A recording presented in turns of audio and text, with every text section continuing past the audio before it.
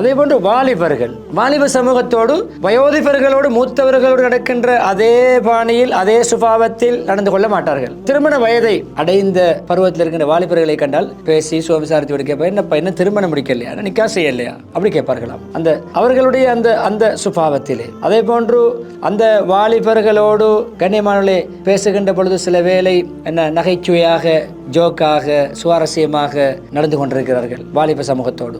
சாபாக சொல்வார்கள், நபி அவர்கள் என்னை வாலிப பருவத்தில் கண்ட பொழுது இன்னும் நிக்கா முடிக்கவில்லை என்று கேட்டார்கள். முடிக்கின்ற ஐடியா இருக்குதானே யாரும் சொல்லல, இன்னும் சரியான பொன் அமையல்ல என்று சொன்னேன். அதுக்கு சொன்ன பொன் அமைந்தவர்கள் சொன்னேன், இன்னும் முடிக்கலையா சொல்ல, பொன் பேச்சுவார்த்தை நடந்து விட்டது. ரபியா அலி அல்லாவுடைய சம்பவம் வருகிறது. பொண்ணெல்லாம் பார்த்தாச்சு, மகருக்கு கொஞ்சம் வசதி இல்லை. அப்படி அந்த வாலிபருடைய என்ன சுபாவத்தில் இருக்கிறதோ அதை கேட்டவாறு அந்த சம்பவம் தொடர்ந்து போகிறது.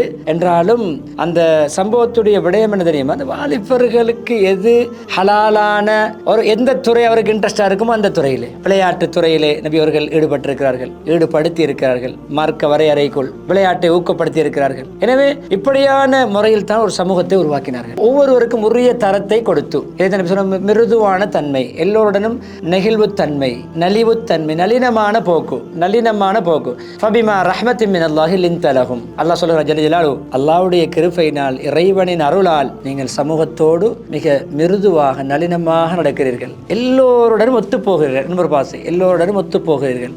எல்லோருக்கும் உங்களை பிடிக்கும். அன்பானவர்களே, அது ஒரு வகையான பாணி.